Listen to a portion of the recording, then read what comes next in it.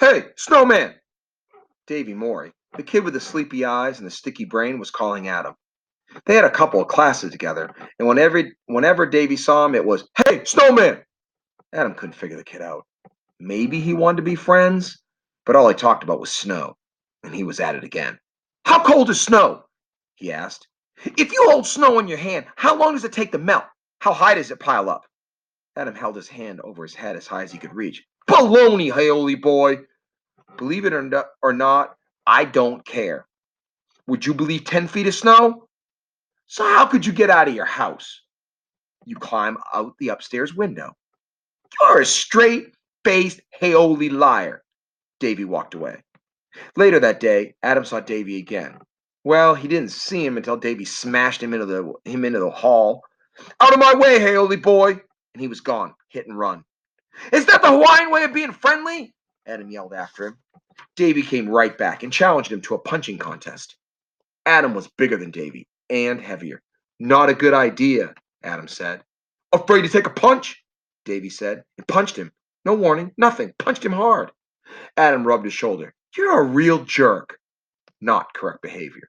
You were never supposed to let on that you've been hurt, but he didn't care. He started to walk away, but Davy got in his way and offered his shoulder. Hit me. It's your turn. Hit me as hard as you can.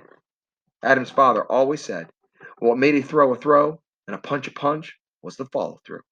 Punch him like you're going to put the other guy through the wall. And Adam punched Davy, gave it all he had, a really solid punch. It took Davy a moment to get his breath, and then he shrugged. I've been hit harder by a marshmallow. After that, they had a kind of friendship, if you could call it that. Whenever they met, they exchanged insults and pounded each other. Then, at a General Assembly early in December, Adam got a big surprise. It was a Friday, the last day of school that week. There was Davy up on stage reading his winning essay in the American Legion, I'm Proud to Be an American contest. He stood in front of the whole school, and he read it in a voice that carried to the last row of the auditorium where Adam was sitting. A man from the American Legion who stood ramrod straight presented Davy with a $10 check. Adam tried to be unimpressed, but he had to admit that standing up there and it was not something he himself could do. And besides, Davy's essay was really good. Later that afternoon, in biology lab, when they were teamed up to do frog dissections, Adam congratulated Davy. Sort of.